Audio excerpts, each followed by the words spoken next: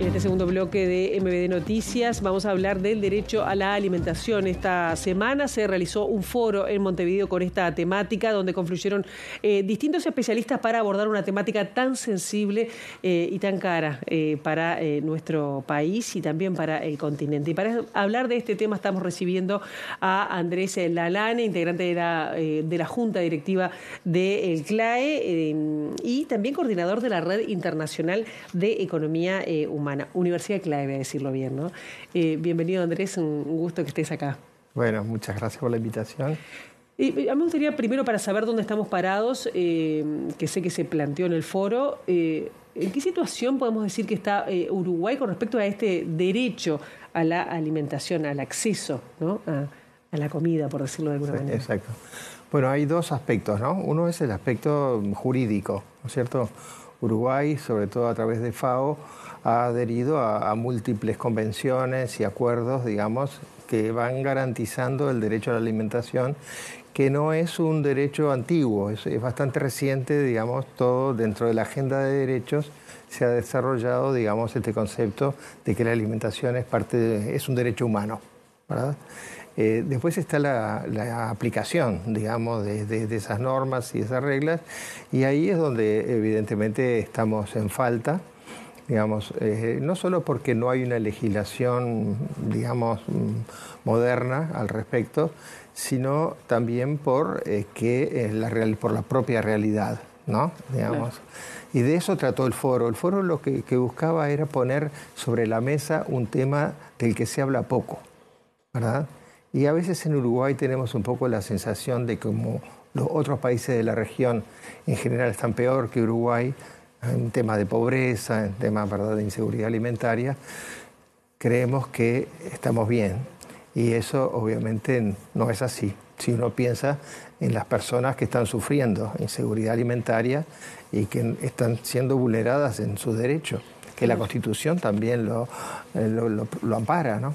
¿Qué falta que está haciendo? Se me viene a la mente alguna de las, en la pandemia, que fue tremendo, como además aumentó la pobreza, el aislamiento y datos que surgieron también uno habla siempre de la alimentación escolar, de todo lo que implica, pero también el darnos cuenta del problema de la alimentación en los adolescentes, en los centros ya liceales, ¿no?, de secundaria. ¿Cómo vive en nuestro país ese debe a la gente que no está accediendo a ese derecho, ¿no? Sin duda, y como dijo en el foro la pediatra Claudia de Romero, hay una cosa bastante curiosa o paradójica, es que las personas que sufren inseguridad alimentaria o se alimentan mal durante la niñez, cuando crecen, cuando son adolescentes y jóvenes, tienden a ser obesos. Entonces sumamos dos problemas, ¿no? Por un lado la insuficiencia de alimentos y por otro lado la obesidad, que proviene de malos hábitos alimenticios, ¿verdad? No hay una alimentación balanceada y eso provoca otra epidemia, una epidemia que Uruguay está bastante seria, ¿no? Claro. También Andrea Beigorito, en un análisis que hizo económico también a la misma mesa, un dato que me sorprendió es la pobreza ya es un tema complejo, ¿no? Y cómo afecta a edades extremas, a las personas mayores, a los más jóvenes. Pero también ella hablaba de una cantidad de personas que creo que llegaba al 30%, si mal no recuerdo, de la población que está en una situación de vulnerabilidad, de caer en la pobreza, pero además atravesada por distintas desigualdades. No es solo la falta de alimentación. ¿Esto es así? ¿Cómo lo podrías graficar? Bueno, podemos recordar lo que pasó en la crisis del 2002-2003, en el cual la línea de pobreza alcanzó al 40% de las personas, ¿verdad? Ahora está en el 10%. Después de años que fue bajando, está en el 10%, lo cual quiere decir que hay efectivamente, ¿verdad?, podríamos decir un 30% de la población que, de acuerdo a las circunstancias, puede caer en la línea de pobreza. También pasó en la pandemia, ¿verdad?, porque en general es esa población que no tiene una protección social, ¿verdad?, que trabaja informalmente, que estuvo completamente desamparada durante la la pandemia. Los programas sociales, el MIDES y demás, son un paliativo a esta situación, pero no sacan de la situación a este 10%, digamos, que es un poco el piso al que no hemos logrado superar. Y a mí me parece que si fuera el 10 o el 1%, de todas maneras Uruguay tiene los recursos como para hacerlo, y no deberíamos resignarnos a que esto tenga que ser así, ¿verdad?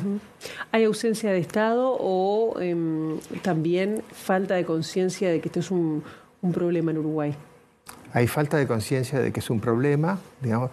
Uruguay es un país que produce alimentos para 30 millones de personas, podría producir para más si tuviera mercados, ¿verdad? Pero no está alimentando correctamente a su población. Acá hay dos aspectos, ¿no? Este aspecto, digamos, de cuantitativo, de que no falte el alimento, y después la buena alimentación, ¿verdad? Son como campañas que deberían ir juntas. Así que tenemos un problema bastante oculto, y el propósito del foro fue ponerlo sobre la mesa. Porque nuestra idea, fue un foro, si se quiere, académico, digamos, para poner datos firmes en juego, pero después vamos a tratar de trabajar sobre esta realidad, sobre estos datos, sobre propuestas, para trabajar junto con los candidatos que finalmente sean electos después del 30 de junio.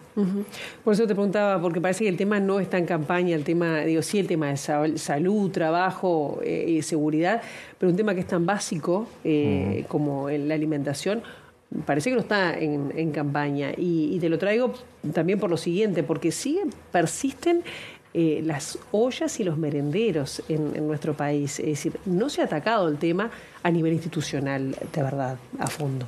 Claro, ahí es donde el Estado, entiendo que está bastante ausente, digamos, porque no hay un apoyo. Hay apoyo, por ejemplo, de la Intendencia de Montevideo, y hay un cierto apoyo también del MIDES, pero está descoordinado, ¿no es cierto? Entonces persisten, digamos, situaciones complicadas que hacen que, pese a que la pandemia quedó atrás de alguna manera, los efectos en cuanto a la gente que recurre a las ollas y merenderos persiste, ¿verdad?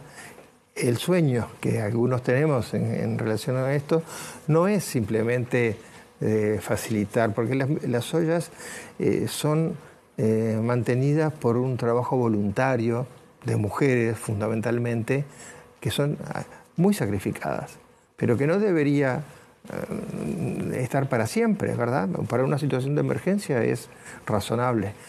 Entonces, ¿cómo poder transformar esas mismas ollas y merenderos en lugares en los cuales, como centros, digamos, urbanos, centros municipales y demás, en los cuales se atiendan necesidades de la población? No solo la alimentación, porque incluso hoy día las ollas dan apoyo escolar, digamos, algo de sanidad, dan otros servicios que son esenciales para la población, ¿no es cierto? Esa población vulnerable, y no estamos hablando solamente de la periferia, ¿eh? Las ollas están en todo Montevideo. Y en otras ciudades del interior también.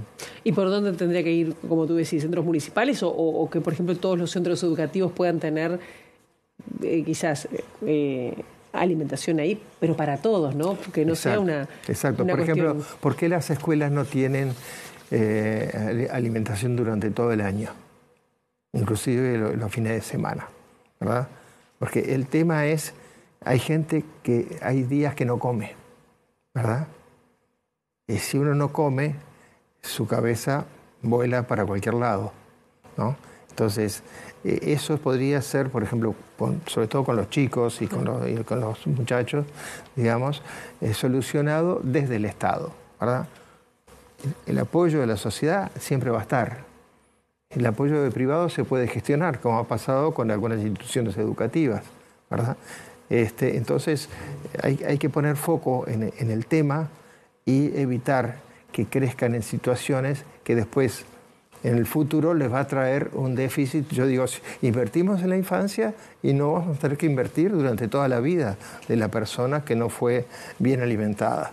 Esto lo van a plantear a los candidatos luego de las internas. Exactamente. Es un tema también de economía política, ¿verdad? Y de voluntad de solucionar un tema que es inhumano para mucha gente, pero que además es un lastre para el país. Andrés Lerane, muchísimas gracias por estos minutos. Bueno, encantado de estar aquí. Muchas gracias por la invitación.